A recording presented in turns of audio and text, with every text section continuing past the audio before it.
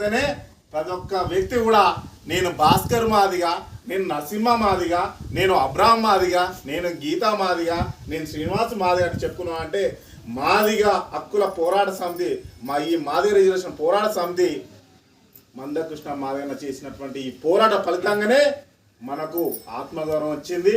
అదేవిధంగా ఎస్సీ రిజర్వేషన్ల వర్గీకరణ ఉద్యమం మాదిగ జాతి కోసానికి, ఎస్సీలో ఉండే ఏబిసిడీలు అంటే ఎస్సీలో 59 కులాలు ఉంటాయి. ఆ కులాలకు ఆర్థికంగా, సామాజికంగా, విద్యాపరంగా, రాజకీయంగా అన్ని రంగాల్లో వాటర్ రావాలంటే ఖచ్చితంగా వర్గీకరణ జరగాల్సిందని గత 31 సంవత్సరాలుగా అనేక దఫాలుగా పోరాటం చేసి, ఈ పోరాటంలో అనేక ఉద్యమకారులు తమ విలువైన ప్రాణాలను, విలువైన జీవితాలను ఈ జాతి కోసానికి అర్పించి నిలబడుతూ తిరుగుతున్నటువంటి ఈ ఉద్యమకారులని ఈ సందర్భంగా తెలియజేస్తున్నాం. ఈ మాదిగ జాతి కోసానికి ఈనాడు విద్యావంతులుగా మేము ముందుకు వచ్చినామంటే ఈ రాష్ట్రంలో తెలుగు నేల మీద మందకృష్ణ మాదిగ గారు విద్యావంతులు, ఇప్పుడున్నటువంటి ప్రతి ఒక్క వ్యక్తి కూడా ఉన్నంత చదువుకున్నటువంటి ఒక తరము. దీనికంటే ముందు ఈ ఉద్యమంలో పేద కుటుంబాలకు చెందినటువంటి నాయకులే ఆనాడు ఎంఆర్పిఎస్ను ఉద్యమంలో పనిచేసి ఈరోజు ఈ పతాక స్థాయి తెచ్చిందంటే ఆనాడు అనేక మంది తల్లుల తండ్రుల త్యాగం అని ఈ సందర్భంగా తెలియజేస్తున్నాము. ఖచ్చితంగా మందకృష్ణ మాదిగ అనుకున్న లక్ష్యాన్ని సాధించి ఈరోజు వర్గీకరణ సాధించినాం. ఆ వర్గీకరణ ద్వారా రేపు మన పిల్లల భవిష్యత్తు బంగారు భవిష్యత్తు ఉంటుంది. మాదిగల జీవితాలు, ఇంట్లో ఏ కుటుంబంలో ఒక బిడ్డ కానీ, ఒక తల్లి కానీ, ఒక తమ్ముడు కానీ, ఆ కుటుంబంలో ఎవరైతే పిల్లలు ఉంటారో చదువుకొని డిగ్రీ చేసి, పీజీ చేసి, ఎంబీబీఎస్ చేసి, ఎంబీఏ చేసి ఉన్నటువంటి పిల్లలు ఖచ్చితంగా చదువుకొని ఉన్నంత లక్ష్యాలు సాధించే విధంగా మనము వర్గీకరణ సాధించినాము. ఖచ్చితంగా ప్రతి కుటుంబం కూడా ఒక ఉద్యోగస్తుడో, ఒక వ్యాపారస్తుడో అయ్యే విధంగా, తయారయ్యే విధంగా ఈ మాదిగ జాతి ఆర్థికంగా, సామాజికంగా, రాజకీయంగా ప్రతి వ్యక్తి కూడా ఈ దేశంలో ఉన్నటువంటి సంపద తాను అనుభవించే విధంగా మందకృష్ణ మాదిగ చేసినటువంటి పోరాట ఫలితంగా రేపు మన జాతికి ఫలాలు వస్తున్నాయని ఈ సందర్భంగా తెలియజేస్తున్నాం. ఆ ఫలాల ద్వారా ఆర్థిక స్టేటస్ పెరుగుతుందని ఈ సందర్భంగా తెలియజేస్తున్నాం. మందకృష్ణ మాదిగ లేకుంటే ఈ మాదిగ జాతికి వెలుగు లేదు. మందకృష్ణ మాదిగ లేకుంటే ఈ మాదిగ జాతికి ఏ మాత్రము గౌరవం లేదని ఈ సందర్భంగా తెలియజేస్తున్నాం. ఒకనాడు చెప్పులు కుట్టినటువంటి ఈ జాతులను మీరు మాదిగ అని కులం పేరు చెప్పుతే మనల్ని హింసించే వాళ్ళు, కొట్టేవాళ్ళు.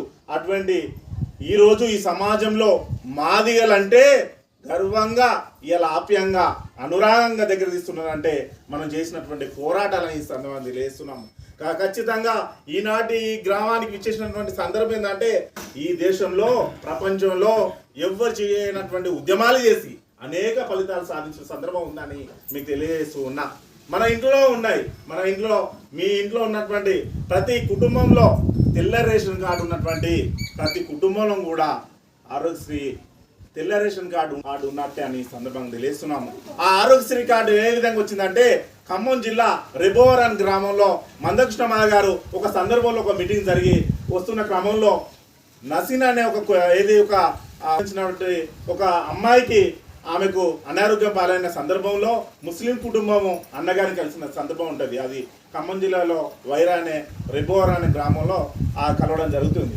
అప్పుడు మందకృష్ణ మాదిగ గారు ఆ అమ్మాయి విషయంలో రాజశేఖర రెడ్డిని కలిస్తే ఆ రోజు సీఎం రిలీఫ్ ఫండ్ కావాలంటే ఆనాడు 25,000 ఉంటుంది. ఈ 25,000 అమ్మాయి కావాల్సింది ఏంటంటే మినిమం 1,00,000 పైచీలకు ఉంటుంది. రాజశేఖర రెడ్డి గారు అంటే 25,000 సరిపోవు కదంటే అన్నకు అతనికి కొంత సంభాషణ జరుగుతుంది. ఆ సంభాషణ మూలంగానే తర్వాత పరిణామాల ద్వారా అనేక ఉద్యమాలు జరిగి అదే హైదరాబాద్ కేంద్రానికి వస్తుంది. ఆ ఉద్యమం ద్వారా ఆ రోజు ట్యాంక్ బండ్ దగ్గర అనేక పార్టీలు, అది టీడీపీ కావచ్చు, టీఆర్ఎస్ కావచ్చు, బీజేపీ కావచ్చు, అన్ని పక్షాలు ఆ రోజు ధర్నాలో ఉంటాయి. కిషన్ రెడ్డి గారు ఉంటారు. ఆ ధర్నా చేయడం వల్ల కరీంనగర్ సంబంధించినటువంటి శోభన్ అన్న పిల్లగాడు ఆ రోజు మరణిస్తాడు.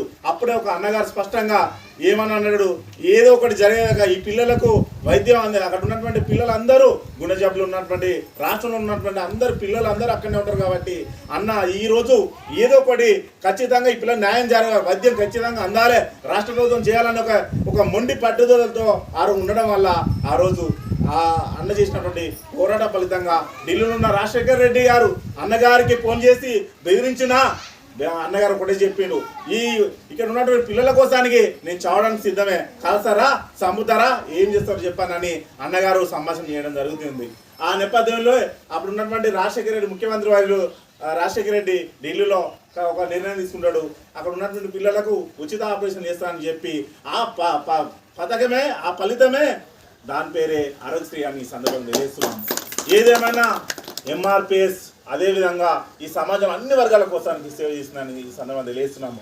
అదేవిధంగా కొత్తూరు వరంగల్ జిల్లా రాయపర్తి మండలం కొత్తూరు అనే ఒక గ్రామంలో మన ఎంఆర్పిఎస్ నాయకుడు విజయాన్ని కందికర్ల విజయాన్ని వాళ్ళ ఇంటికి వెళ్తాడు.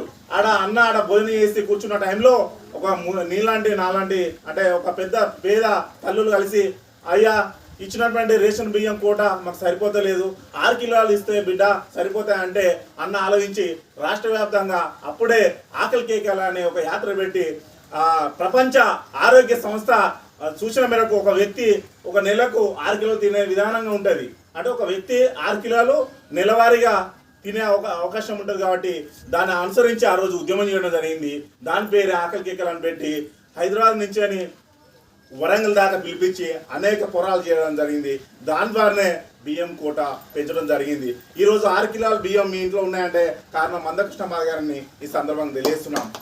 ఇట్లా చెప్పుకుంటూ పోతా అంటే మీ ఇళ్లలో ఉన్నటువంటి వృద్ధులు కానీ వితంతులు కానీ వృద్ధుల విషయానికి వస్తే అన్న ఆ రోజు ఢిల్లీలో నుంచి కిషన్ రెడ్డి గారు ప్రత్యేక తెలంగాణ కోసానికి ఒక ఉద్యమం స్టార్ట్ చేస్తాడు. అక్కడి నుంచి అన్న తెలంగాణ ఎక్స్ప్రెస్లో ట్రైన్లో వస్తున్న సందర్భంలో అన్న మన తెలంగాణ ప్రాంతానికి ఆదిలాబాద్కి వచ్చిన సందర్భంలో పేపర్ చదువుతాడు. అక్కడనే రాజిరెడ్డిల పండుటాకుల మరణం అని ఒకటి చదువుతాడు.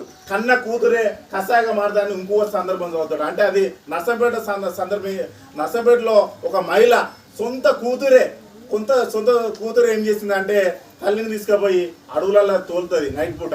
అప్పుడు ఆ ముసలామె ఆ పేద తల్లి కొడుతున్న క్రమంలో ఆ లారీ వచ్చి గుద్ది చనిపోతుంది. అంటే కన్న కూతురే కషాయగా మారుతుందని అన్న ఆ శీర్షికను చదివిండు. తర్వాత ఏమైందంటే రాజిరెడ్డి అనే ఒక 70-60 సంవత్సరాలు అంటే ఆ వృద్ధ దంపతులు ఈ వయసులో ఎందుకు చనిపోతారని అన్న ఆలోచించినప్పుడు అప్పుడు బాగా ఆలోచించి రాష్ట్ర వ్యాప్తంగా కనీసము వీళ్ళ పెన్షన్ వస్తే వీళ్ళ కన్న కొడుకులు ఖచ్చితంగా వీళ్ళ సాతారు కనీసం వీళ్ళకి పెన్షన్ సరిపోయే విధంగా కనీసం 200 ఉంటే ఏం సరిపోతుందని అది 1000 రూపాయలుగా మార్చాలని ఆలోచించి ఆ రోజు రాష్ట్ర వ్యాప్తంగా ఉన్నటువంటి వృద్ధులను అదేవిధంగా ఈ సమాజంలో ప్రమాదాలు గురయ్యి అప్పుడప్పుడు అనారోగ్యానికి గురయ్యి చనిపోతున్నటువంటి వాళ్ళు ఒంటరి మహిళలు కావచ్చు, అది వితంతులు కావచ్చు, వాళ్ళను కూడా చేర్చుకొని వృద్ధుల వితంతులు అనే ఒక సభ పెట్టి దాని ద్వారా అక్కడ ఉన్నటువంటి అఖిల పక్షానికి సంబంధించినటువంటి వివిధ పార్టీలు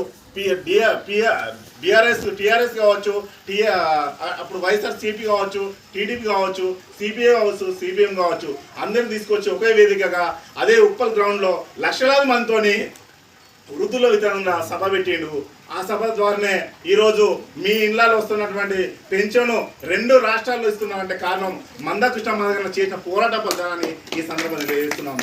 అంటే ఈ సమాజంలో వృద్ధుల కోసానికి పనిచేసింది మందకృష్ణ మాదిగ గారు. ఈ సమాజంలో వృద్ధుల కోసానికి వితంతుల కోసానికి కాకుండా వికలాంగుల కోసానికి పనిచేసింది మందకృష్ణ మాదిగ గారు. ఆరోగ్యశ్రీ తెచ్చింది మందకృష్ణ మాదిగ గారు. అంటే ఈ సమాజంలో ఎన్ని పథకాలు ఉన్నాయో అన్ని పథకాలు అంటే ఈ సమాజంలో అణగారిన వర్గ నాయకుడు ముందు చూపున్న నాయకుడు అది కేవలం మందకృష్ణ మాదిగ గారు అని ఈ సందర్భంగా తెలియజేస్తున్నాము.